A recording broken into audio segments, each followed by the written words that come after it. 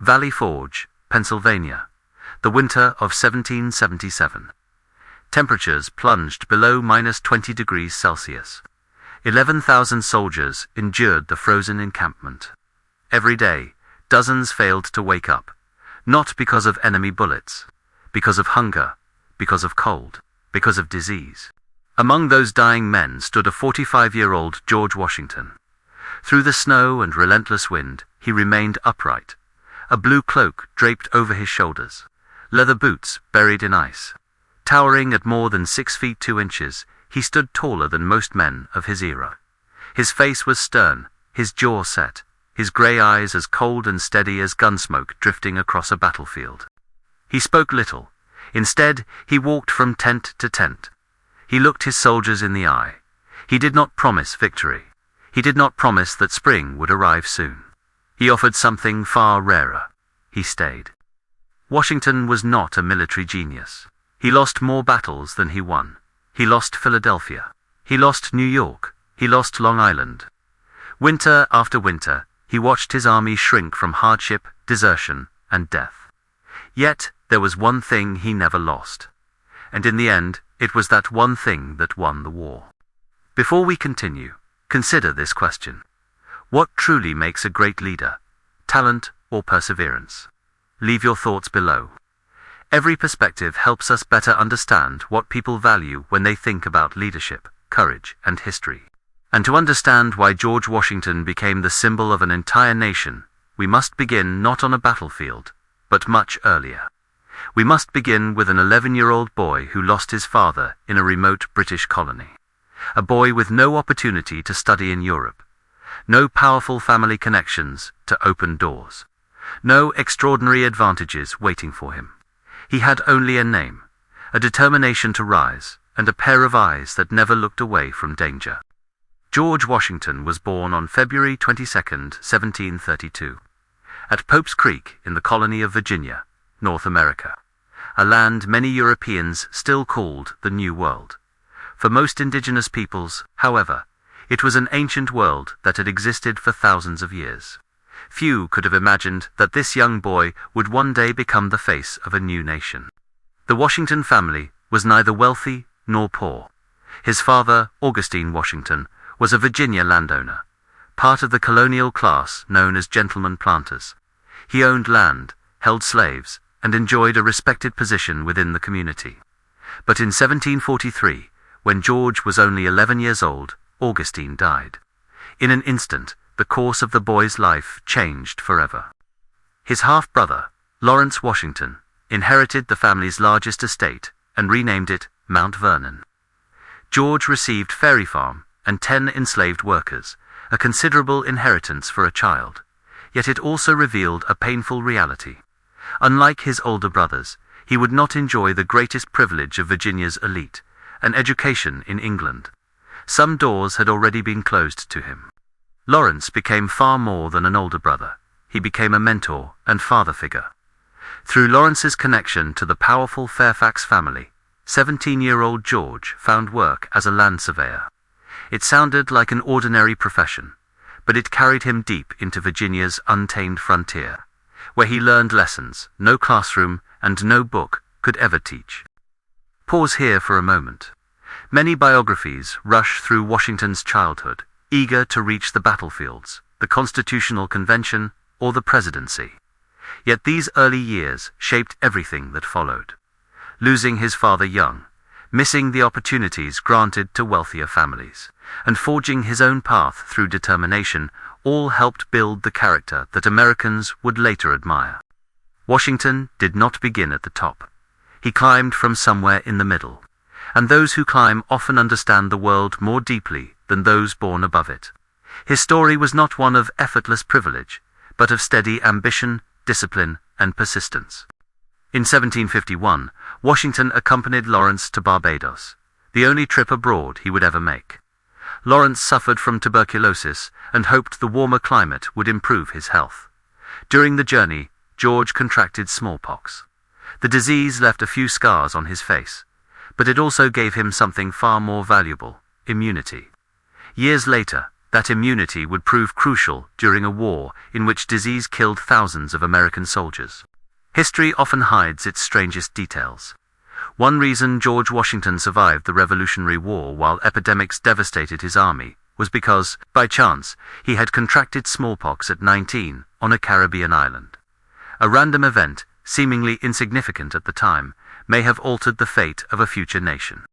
Lawrence died in 1752. After several years, Washington would eventually inherit Mount Vernon through Lawrence's widow. Then, in February 1753, he received a commission as a major in the Virginia militia. He was only 21 years old. Beyond the frontier, tensions were rising. A conflict was approaching, and George Washington was about to step onto the stage of history.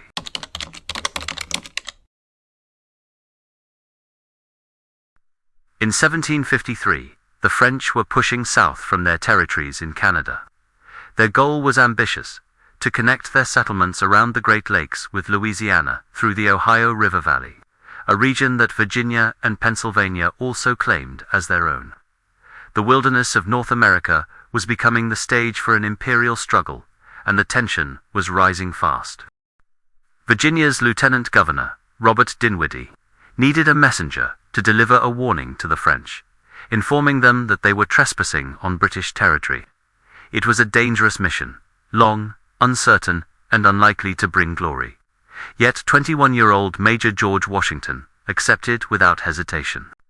He traveled through dense forests in the heart of winter. Along the way, he met the indigenous leader Tanaquerizin and forged an alliance with him. He eventually reached the French commander, delivered the message, and received a firm but polite reply. The French had no intention of leaving. The confrontation had only begun. When Washington returned, he submitted a detailed report. Dinwiddie quickly realized that the young officer possessed more than courage. He could write.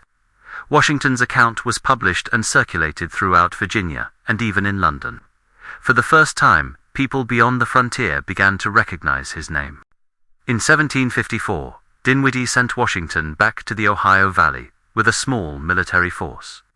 This time, he was not carrying a message. He was supposed to defend a British fort under construction.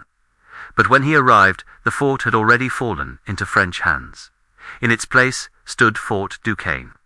Then came the incident that historian Joseph Ellis would later describe as the gunfire that ignited the 7 Years' War. Tanaquerizin and his warriors discovered a small French detachment hidden in the woods. Washington moved to surround them. A brief clash erupted. The French officer Joseph Cowlin de Jumonville was wounded during the encounter.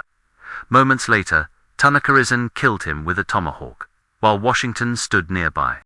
The French would later accuse Washington of assassinating a diplomatic envoy. Washington insisted it was a legitimate military engagement. As is often the case in war, the truth remained clouded by competing accounts and conflicting interests. The full story was never completely settled.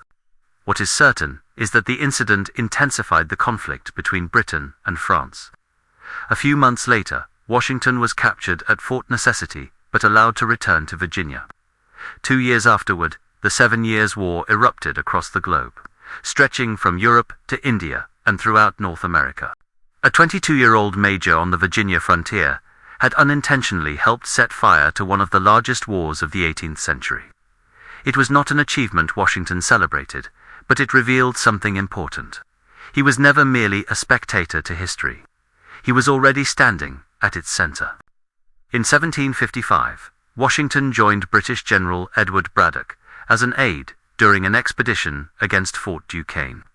The campaign became a disaster. British soldiers marched in rigid European formations, their bright red uniforms standing out in a wilderness where French forces and indigenous allies attacked from every direction. Braddock was killed. The British army collapsed. 2 horses were shot from beneath Washington. 4 bullets tore through his coat. Yet somehow he remained unharmed. While others fled, he rode across the battlefield, organizing a disciplined retreat and preventing an even greater catastrophe. Observers later wondered how a man could stand amid such gunfire and survive. Washington had an answer that sounded unmistakably like Washington. He believed he was protected by divine providence. He believed in destiny, not the destiny of a passive man, but of someone willing to ride into danger and trust that he would endure. And endure he did. The story spread, his reputation grew. Before long, his survival on that battlefield became the stuff of legend. Later that same year, Washington was promoted to colonel and given command of the Virginia Regiment, the first full-time military force raised by American colonists. Over the next 3 years, he organized, trained, disciplined, and led his men through nearly 20 engagements along Virginia's frontier. The cost was severe. Roughly 1/3 of his soldiers were lost through combat, disease, and hardship. Yet compared with many neighboring colonies, Virginia's frontier suffered fewer devastating attacks. Washington was learning the brutal realities of leadership, and he was learning them the hard way. Then, in 1758, he joined the Forbes expedition, which finally succeeded in capturing Fort Duquesne. The French abandoned the position. The long struggle for the Ohio Valley had shifted decisively. In December of that year, Washington resigned from the Virginia Regiment. He was 26 years old. He returned to civilian life, intending to live quietly as a planter at Mount Vernon. He believed his military career was over. He was wrong.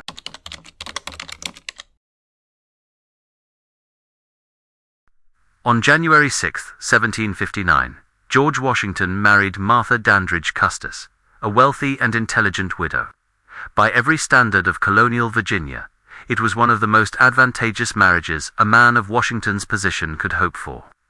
The union brought him not only companionship, but wealth, influence, and a place among the colony's most prominent families. The marriage transformed his fortunes. More land, more enslaved workers, more social standing. Together, George and Martha raised her 2 children from her previous marriage. They never had children of their own. Historians believe the smallpox infection Washington suffered in 1751 may have left him infertile. If so, it was a private sorrow he never publicly discussed. The couple settled at Mount Vernon. The next 15 years, from 1759 to 1774, became the most peaceful and prosperous period of Washington's life.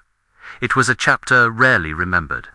No battles, no revolutions, no destiny knocking at the door. Just a man building a life. Washington was a planter. He grew tobacco, then shifted to wheat.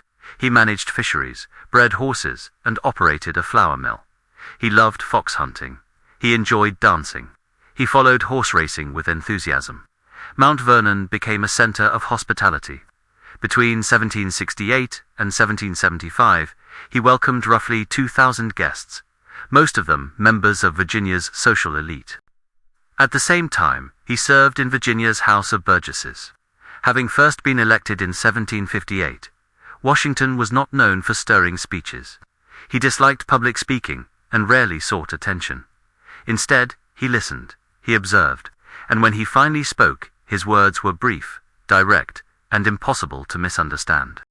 There was another side to Mount Vernon, one that cannot be ignored. Washington was a slave owner. He inherited 10 enslaved people as a young man. After marrying Martha, the enslaved population under the household's control grew into the hundreds. By the time of his death in 1799, 317 enslaved men, women, and children lived and worked at Mount Vernon. Their labor helped create his wealth. For years, he participated in the system as other Virginia planters did. Yet, even during this period, signs of discomfort began to appear. He increasingly questioned the institution that surrounded him, though he never found a simple way to escape it. Years later, Washington wrote that no one wished more sincerely than he did to see a plan adopted for the abolition of slavery. He understood the moral contradiction. He recognized the stain it placed upon a nation founded on liberty. Yet he remained trapped within an economic and social system built upon it. Part of the problem was practical. Many enslaved people legally belonged to Martha's estate, and Washington had no authority to free them. Others had married across ownership lines. To free one person could mean separating a family forever. Every solution seemed to create another injustice. Washington saw the wrong. He felt its burden, yet he continued within the system. not only because his livelihood depended on it, but because he feared that a confrontation between North and South could shatter the fragile unity he believed the future nation would desperately need. In his final will, written in 1799, Washington ordered the emancipation of all enslaved people he legally owned after Martha's death. It was a significant act. It was also a late one, and it applied to only a portion of those held at Mount Vernon. This remains the deepest contradiction in Washington's legacy, the greatest flaw in the life of a remarkable man. Honesty requires that we confront it directly, rather than look away. While Washington managed Mount Vernon, acquired land in western Virginia, and spent weekends hunting foxes, something else was happening hundreds of miles away. In Boston, anger was growing. In 1765, Parliament passed the Stamp Act. For the first time, Britain imposed direct taxes on the colonies without colonial representation in Parliament. Protests erupted. Washington was not the loudest voice of opposition, but he quietly supported the resistance. In 1769, he introduced measures in Virginia, calling for a boycott of British goods until the unpopular taxes were repealed. What had once been frustration was becoming organized political action. In 1774, Washington chaired the meeting that approved the Fairfax Resolves, a bold document calling for colonial unity and coordinated resistance. The language was careful. The message was unmistakable. A few months later, in August 1774, he was elected as Virginia's delegate to the First Continental Congress. The planter of Mount Vernon was no longer standing on the sidelines. The wheel of history was turning. Slowly, at first, then faster, with every passing month. And George Washington was being pulled toward the center of the storm.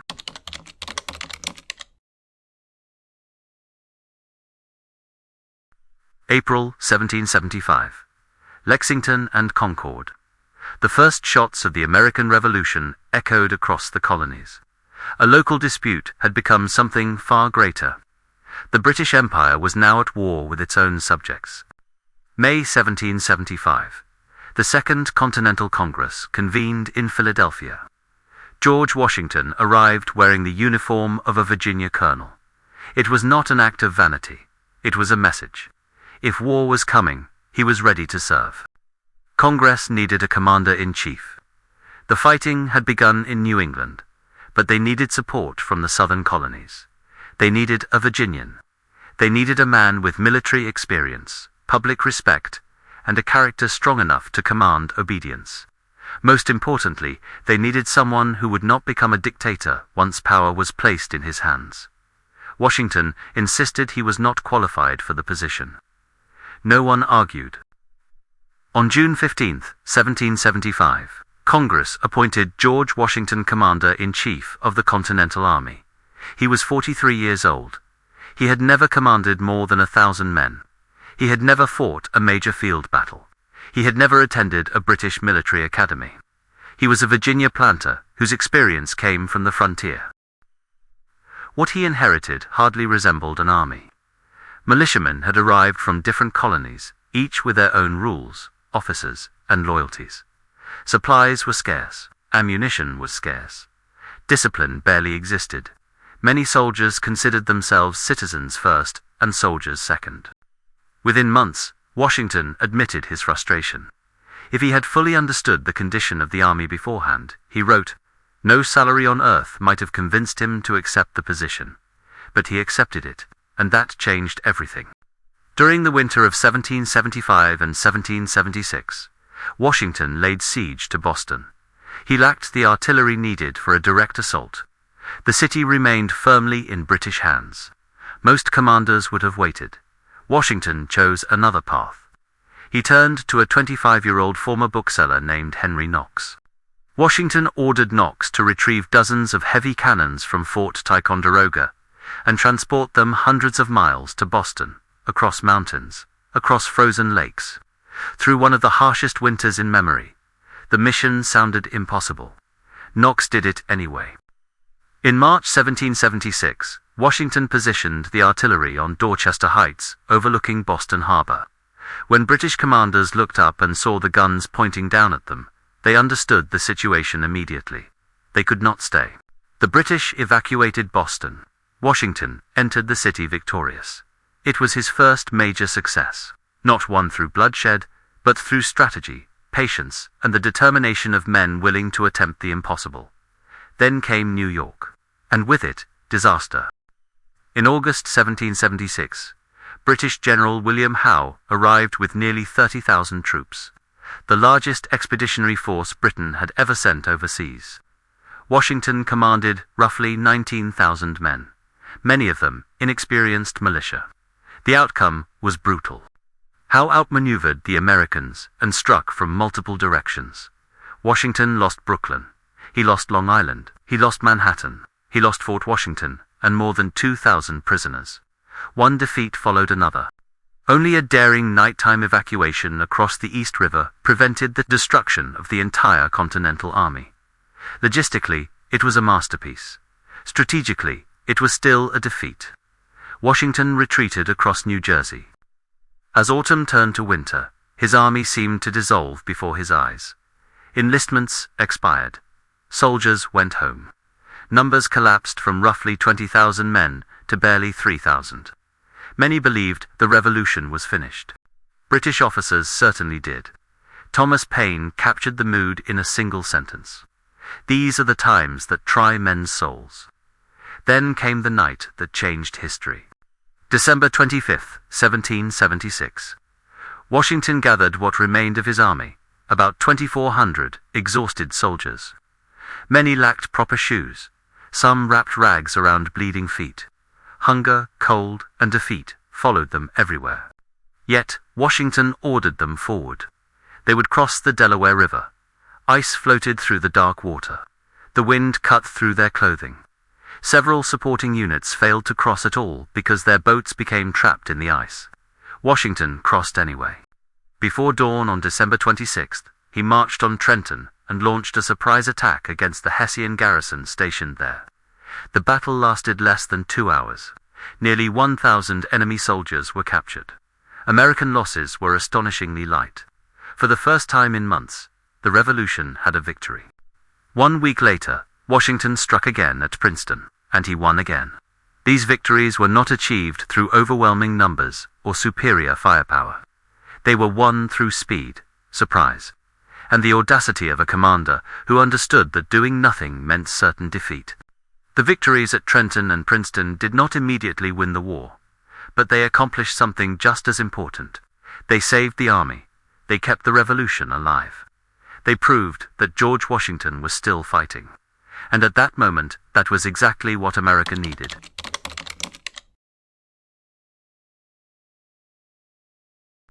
The summer and autumn of 1777 brought little relief.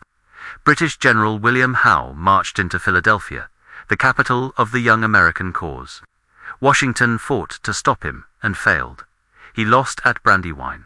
He lost at Germantown. Philadelphia fell into British hands. Once again, critics questioned whether he was the right man to lead the revolution. Far to the north, however, history took an unexpected turn. British General John Burgoyne advanced south from Canada, hoping to cut the colonies in half. Instead, his army became trapped near Saratoga. Surrounded and isolated, Burgoyne had no choice. On October 17, 1777, he surrendered. It was one of the most important victories of the entire war. Saratoga changed everything. Across the Atlantic, France had been watching carefully. French leaders wanted proof that the Americans could survive against Britain. Saratoga provided that proof. In February 1778, France signed a formal alliance with the United States. What began as a colonial rebellion suddenly became a global conflict involving some of the most powerful nations on Earth. But where was George Washington during this historic moment? He was not celebrating victory. He was not attending diplomatic meetings. He was not standing before cheering crowds. He was at Valley Forge, facing a challenge that would test him more than any battlefield ever could. In December 1777, roughly 11,000 soldiers marched into a cold forest encampment 20 miles from Philadelphia. They built crude huts and prepared for winter. For the next 6 months, Valley Forge, became their world. It would also become one of the most powerful symbols of sacrifice in American history. The enemy at Valley Forge was not the British Army. It was hunger. It was disease. It was cold. Historians estimate that between 2,000 and 3,000 soldiers died during that winter. Not in combat, not during heroic charges. They died quietly in crowded huts from dysentery, typhus, pneumonia, and malnutrition. Washington wrote urgent letters to Congress. The army lacked food. The army lacked blankets. The army lacked shoes. He described soldiers marching across frozen ground, leaving bloody footprints in the snow. He warned that unless supplies arrived soon, the Continental Army might simply cease to exist. Congress wanted to help, but the young government was weak. Its supply system barely functioned. States argued over resources. Local interests often came before national survival. While politicians debated, soldiers suffered. The army fighting for independence often found itself at the very bottom of the priority list. Yet the true miracle of Valley Forge was not survival. The true miracle was transformation. Somehow, amid suffering and despair, the army began changing into something stronger. What entered Valley Forge was a collection of militias. What emerged would be a professional fighting force capable of standing against the British Empire. In February 1778, an unlikely visitor arrived. His name was Friedrich Wilhelm von Steuben, a former Prussian officer. He spoke almost no English.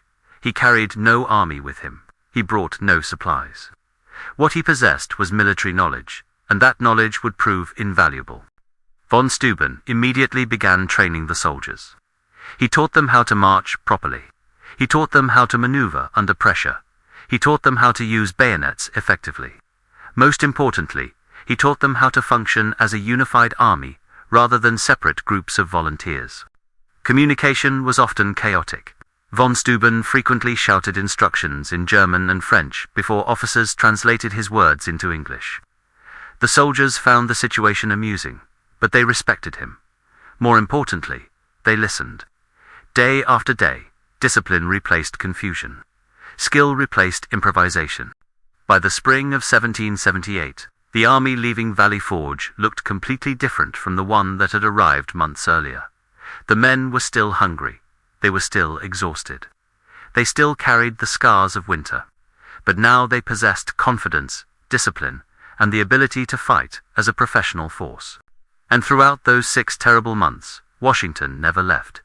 He could have returned to Mount Vernon. He could have blamed Congress. He could have stepped away from an impossible situation. Instead, he remained with his soldiers. He shared their hardships. He walked the same frozen ground. He endured the same uncertainty. This may be the most important fact about Washington's leadership.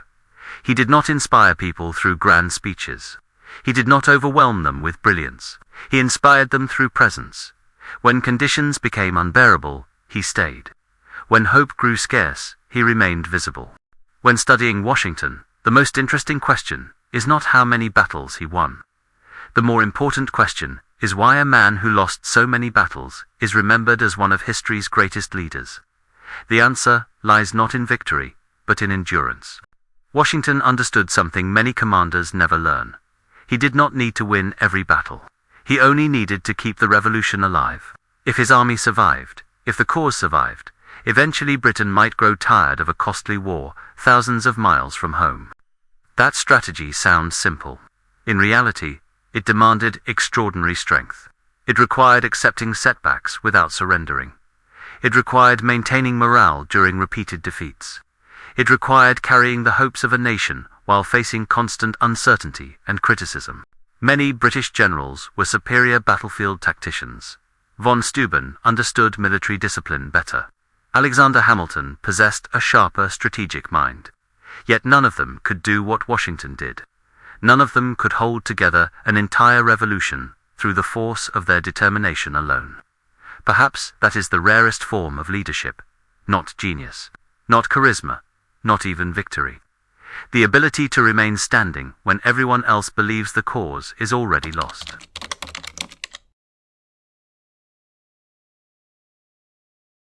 After Valley Forge, the rhythm of the war changed.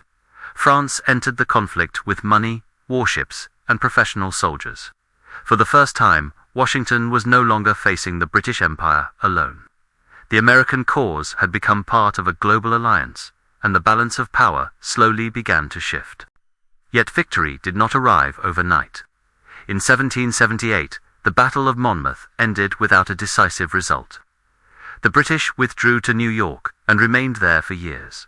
In the South, American fortunes collapsed. Savannah fell. Charleston fell. Thousands of soldiers were captured. The revolution seemed trapped between hope and disaster. Then came another blow. In 1780, Benedict Arnold, once considered one of America's most talented generals, betrayed the cause and joined the British. It became the most infamous act of treason in American history. For many Americans, it was proof that even heroes could fall. Through every setback, Washington remained where he had always been. At the center of the struggle, calm when others panicked, steady when others lost faith. The war continued, and so did he. Then came the summer of 1781, the moment everything began moving toward its conclusion. French General Rochambeau arrived with thousands of experienced troops. At the same time, a powerful French fleet sailed toward the Chesapeake Bay. Together, Washington and Rochambeau began planning what they hoped would be the final campaign of the war. British General Charles Cornwallis had established his army at Yorktown, Virginia, near the coast. His plan depended on support from the Royal Navy. If necessary, British ships could evacuate his forces or bring reinforcements. It seemed like a secure position. Then disaster struck the British. On September 5, 1781, the French fleet defeated the British Navy in the Battle of the Chesapeake. The victory sealed off Yorktown from the sea. Suddenly, Cornwallis found himself trapped. The rescue he expected would never come. Washington recognized the opportunity immediately. Alongside Rochambeau, he marched an Allied force of roughly 16,000 troops toward Yorktown. American and French soldiers surrounded the town. Siege lines advanced closer every day. Artillery bombarded British positions day and night. The circle tightened. Cornwallis understood the reality before anyone said it aloud. There was no escape route left. No fleet coming over the horizon. No miracle waiting to save his army. On October 17, 1781, Cornwallis surrendered. According to a famous story, British military musicians played a tune called "The World Turned Upside Down" as their soldiers laid down their weapons.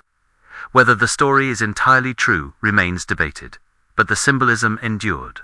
The world had turned upside down. A collection of colonies had defeated the most powerful empire on earth. Yet, the event that caused King George III to call Washington the greatest man of the age was not Yorktown. It happened 2 years later. By March 1783, peace negotiations were underway, but another crisis was emerging. American officers had gone months without receiving their pay. Frustration toward Congress was growing. Some officers began discussing whether the army should pressure the government directly. Rumors spread. Some whispered about a military takeover.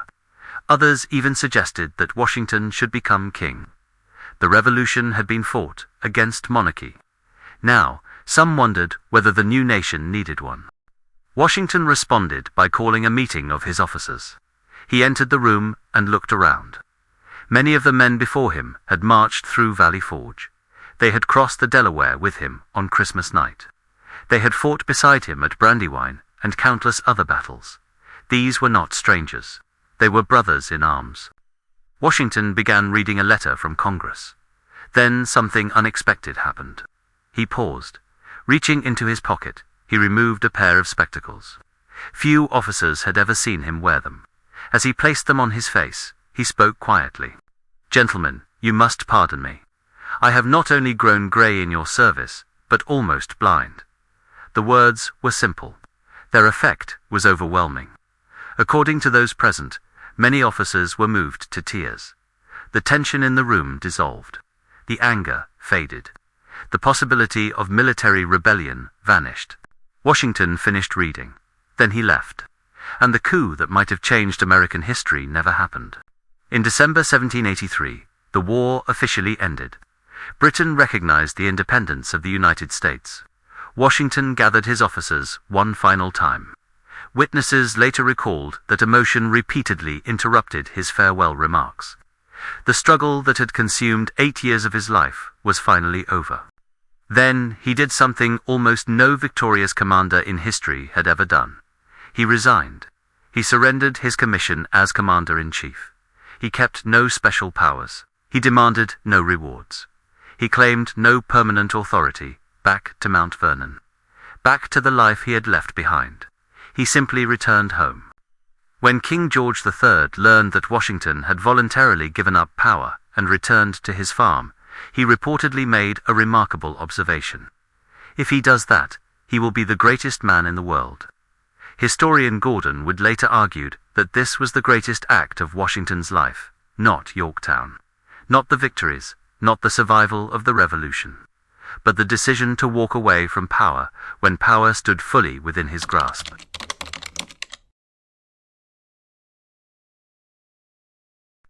When George Washington returned to Mount Vernon in 1783, he genuinely believed his public life was over.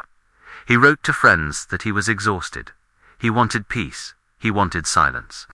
After years of war, he longed to spend the rest of his days as a farmer, tending his land and staying far from politics. America had other plans. Only for years after independence, the 13 states were drifting apart. They behaved less like one nation and more like 13 separate countries. States printed their own money. They imposed tariffs on one another. They competed for resources and refused to share financial burdens. The unity forged during the Revolution was beginning to unravel. Under the Articles of Confederation, the national government was dangerously weak. Congress could not collect taxes. It had no permanent army. It possessed almost no authority to force states to follow national decisions. The government existed, but often only on paper. Then came a warning sign. In 1786, farmers in Massachusetts launched what became known as Shays' Rebellion. The uprising exposed a frightening reality. The federal government lacked the power to restore order on its own. Many Americans began wondering whether the nation they had fought for might collapse before it truly began. Washington watched with growing concern. He had spent years helping create a country. Now he feared he was witnessing its slow disintegration. Independence had been won on the battlefield. Preserving it would require something even more difficult: building a functioning government. Reluctantly, Washington agreed to attend the Constitutional Convention in Philadelphia during the summer of 1787. The moment he arrived, the delegates elected him president of the convention. He spoke very little during the debates, but his influence filled the room. His presence alone mattered. Delegates from different states often disagreed fiercely. They argued over representation, taxation, executive power, and the balance between state and national authority. Yet Washington's reputation encouraged them to remain at the table. Few men in America commanded that level of trust. There was another reality everyone understood, even if few said it aloud. If a new constitution was approved, George Washington would almost certainly become the first president. The delegates knew this, and because they trusted Washington, they were willing to create a stronger executive branch than they might have accepted under any other circumstance. In many ways, the United States Constitution was shaped by the assumption that Washington would be the first person entrusted with its powers. The document was designed not only for a government, but for a man whose character had already become legendary. In 1789, the new system faced its first great test. The Electoral College cast its votes. Every single elector chose George Washington. To this day, he remains the only president in American history to receive 100% of the electoral vote.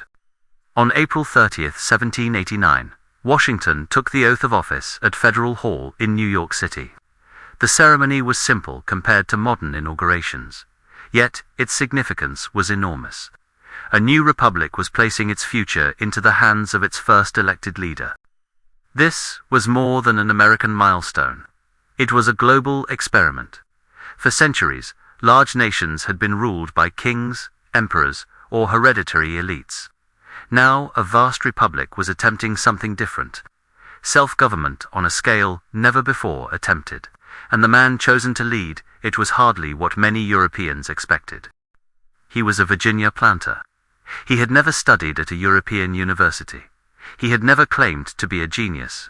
He had lost many battles, yet he had earned something far more valuable than brilliance: trust.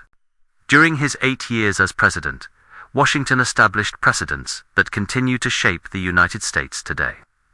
Many of the traditions associated with the presidency began not because they were written into law, but because Washington decided they were appropriate. Some supporters wanted grand titles that sounded almost royal. Washington refused. Instead, he accepted the simple title of Mr. President. It was a small decision, but it sent a powerful message. America would not replace one monarchy with another. Washington also assembled the first presidential cabinet. He selected Alexander Hamilton as Secretary of the Treasury and Thomas Jefferson as Secretary of State. The two men disagreed on nearly everything. Their rivalry became legendary. Yet Washington listened carefully to both before making decisions. In 1793, war erupted between Britain and France. Many Americans wanted to support France, which had helped secure American independence. Washington chose a different path. He declared neutrality. The decision angered many citizens and politicians. Critics attacked him relentlessly. He refused to change course. A year later, another challenge emerged. The Whiskey Rebellion threatened federal authority in western Pennsylvania. Rather than ignore it, Washington responded decisively. He personally authorized military action to restore order, becoming the first sitting American president to exercise direct military leadership. The rebellion ended with little bloodshed, but the message was unmistakable. The federal government was no longer powerless. Laws passed by the nation would be enforced by the nation. Then came one of the most important decisions of his life. By 1796, Washington could almost certainly have won a third term. No constitutional rule prevented it. Many Americans wanted him to remain in office. Some believed the country still needed him. Washington disagreed. He believed a republic could survive only if leaders were willing to leave power voluntarily. And so, after 2 terms, he stepped aside. Before retiring, he issued his farewell address. In it, he warned Americans about the dangers of political factions. He cautioned against permanent foreign alliances. He urged citizens to place the interests of the nation above regional loyalties and partisan conflicts. Many historians consider it the most important political farewell in American history. Then Washington did something familiar. He went home, back to Mount Vernon, back to the life he had always wanted. And this time, for the last time.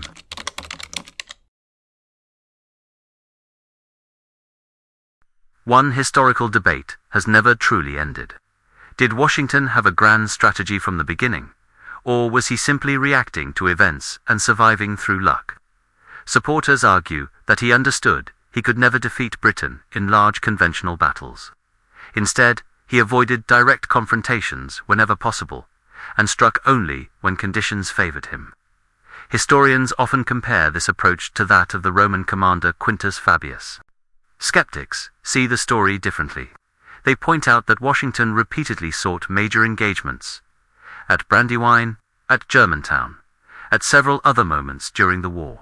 He lost those battles. According to this view, the so-called Fabian strategy emerged not from careful design, but from necessity after conventional options had failed. The truth may lie somewhere in between. Washington was not a military genius in the way Napoleon would later be. He was not a master tactician. What he possessed was a different kind of intelligence. He understood his own limitations. He relied on talented people such as Henry Knox, Nathaniel Greene, Alexander Hamilton, and von Steuben. Knowing what you do not know is its own form of wisdom. Another question is rarely asked. How did Washington keep an army together for 8 years when many soldiers were hungry, freezing, unpaid, and exhausted? Why did they not simply abandon the cause or turn against their leaders? The answer begins with discipline. Desertion could bring severe punishment even death. But punishment alone cannot explain loyalty. Washington also treated his soldiers with respect, not sentimentality. Respect. He constantly wrote to Congress demanding food, clothing, equipment, and pay for his men. The soldiers understood something important. Washington was fighting for them as fiercely as he was fighting the British. He stood between them and a government that often seemed indifferent to their suffering. Yet the most important reason was simpler.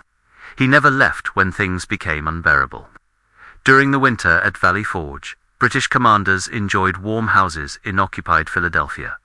Washington remained with his army in the snow.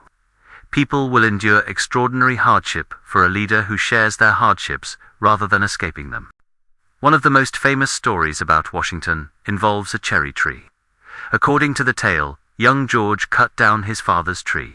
When confronted, he confessed and declared, "I cannot tell a lie." Generations of children learned this story as a lesson about honesty. The problem is that it never happened. The story was invented by Mason Locke Weems, a popular biographer who published it in 1806, 7 years after Washington's death. He had no evidence whatsoever. He created the story to sell books and teach moral lessons to children. It became one of the most successful myths in American history. Ironically, a fictional story about honesty was used to teach honesty. The deeper irony is that Washington actually was known for remarkable personal integrity.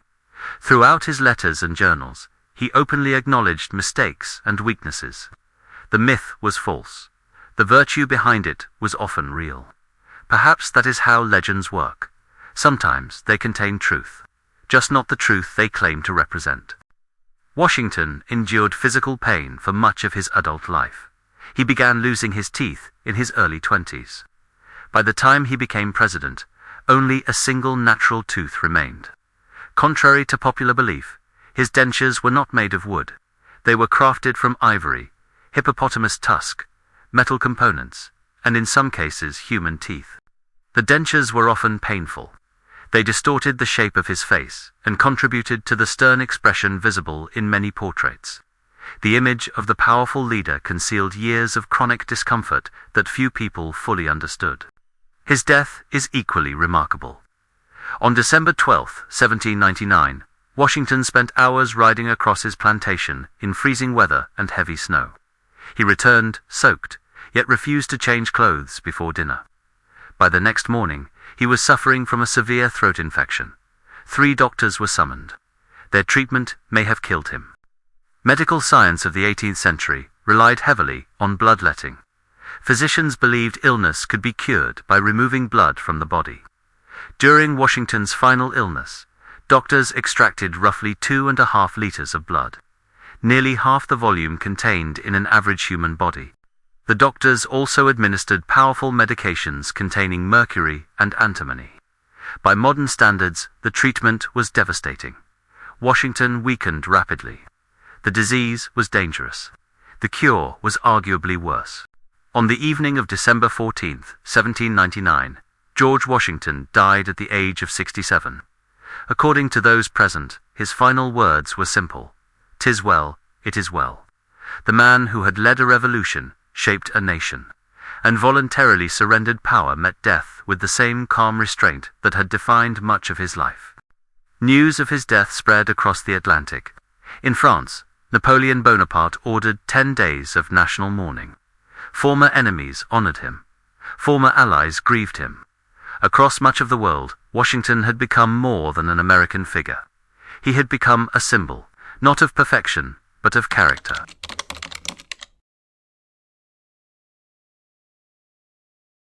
After George Washington died, his friend and fellow officer Henry Lee delivered a tribute that would echo through American history. He described Washington as first in war, first in peace, and first in the hearts of his countrymen. Those words have followed Washington for more than 2 centuries. Yet his legacy rests on something deeper than any title ever could. The first part of that legacy is the presidency itself. Washington did not simply become the first president. He defined what the office would be, through his actions, and just as importantly, through the actions he refused to take. He established standards that shaped the republic for generations. He rejected grand titles that sounded royal. He insisted on simplicity. He accepted the responsibilities of power without embracing its privileges. At a moment when the world expected leaders to elevate themselves, Washington deliberately chose restraint. His decision to leave office after 2 terms became one of the most influential precedents in American history. No law required him to step down. No rival could have forced him out, yet he chose to leave. That tradition endured for nearly a century and a half, until Franklin Roosevelt's 4 elections eventually led to the 22nd Amendment. The second part of Washington's legacy is his farewell address of 1796. It remains one of the most remarkable political documents ever written by an American leader. In it, he warned against extreme partisan divisions. He cautioned against permanent foreign alliances. He emphasized the importance of national unity. He argued that morality and civic virtue were essential to democratic government. Washington was not a prophet, yet time has given his warnings extraordinary weight. Again and again, Americans have found themselves confronting the very dangers he feared. A third legacy is often overlooked. In his final will, Washington ordered the emancipation of every enslaved person he legally owned after Martha's death. Among the major founding fathers who owned slaves, he was the only president to do so. Thomas Jefferson did not. James Madison did not. James Monroe did not. It was not enough to erase a lifetime of participation in slavery. It did not free everyone living at Mount Vernon, but it revealed something important. Late in life, Washington recognized the moral contradiction that had shadowed much of his existence. Perhaps the most important legacy of all has nothing to do with policy, law, or government. It is the example he left behind about power. Throughout history, people seize power and refuse to surrender it. The pattern appears again and again. Julius Caesar accumulated power and never let it go. Napoleon held power until defeat forced it from his hands. Countless rulers throughout history clung to authority until death. Washington chose a different path. He commanded an army that would have followed him almost anywhere. Some even suggested making him king. He refused. He could have remained president for life. He refused that as well. When his time ended, he transferred authority peacefully and returned to private life. That decision may be the greatest act of political leadership in modern history, not because it required battlefield courage, but because it required a rarer kind of courage. The courage to walk away from something the entire world is willing to place in your hands. Today, Washington's image is everywhere in American life. His portrait appears on the $1 bill. His face appears on the quarter. The nation's capital bears his name. A state bears his name. Hundreds of schools, cities, roads, and institutions bear his name. His likeness stands on Mount Rushmore beside Thomas Jefferson, Abraham Lincoln, and Theodore Roosevelt. Yet one of the most famous details about Washington is strangely ironic. The portrait most people recognize, the image printed on the dollar bill, was painted by Gilbert Stuart in 1796. Stuart never actually finished the original painting. He kept it in his possession and used it to create copies that he sold for profit. Washington never received the portrait. The man whose face became one of the most recognizable in history never owned the painting that defined his image. Perhaps that is the perfect metaphor for George Washington. A man who accomplished extraordinary things, yet kept remarkably little for himself. We have traveled through 67 years of an extraordinary life. The second part of Washington's legacy is his farewell address of 1796. It remains one of the most remarkable political documents ever written by an American leader. In it, he warned against extreme partisan divisions. He cautioned against permanent foreign alliances. He emphasized the importance of national unity. He argued that morality and civic virtue were essential to democratic government. From Pope's Creek, Virginia, to Barbados with a dying brother. From the forests of the Ohio Valley, where a young officer helped ignite a global conflict, to Valley Forge, where he stood among starving soldiers and refused to leave. From the icy crossing of the Delaware River on Christmas night to the victory at Trenton, from Yorktown to Philadelphia, from the Constitutional Convention to the presidency, and finally, back to Mount Vernon, the place he had wanted to return to all along. George Washington was not a perfect man. He owned slaves and benefited from forced labor. He made serious military mistakes. At times he was stubborn. At times he held to decisions long after others questioned them. He was a product of his era, carrying both its strengths and its flaws. History becomes less meaningful when we pretend otherwise. But one fact remains difficult to deny. During the winter at Valley Forge, when thousands of soldiers were dying in the snow, when Congress seemed powerless, when states argued among themselves, and when much of the world expected the revolution to fail, one 45-year-old man remained where he was needed. He did not promise that everything would be fine. He did not offer comforting illusions. He simply stayed, and the revolution did not break. Many revolutions in history were started by people more brilliant than Washington. Many were led by commanders with greater tactical talent. Yet few were preserved by someone with such relentless endurance. Endurance is not talent. Endurance is a choice. It is the decision made every morning, in every winter, when everything appears to be falling apart. The decision to remain when leaving would be easier. That may be George Washington's greatest lesson. Not the lesson found in textbooks. Not the lesson found in speeches. Not even the lesson found in the Constitution. But the lesson written in the footprints of a man who never walked away when the darkness was deepest.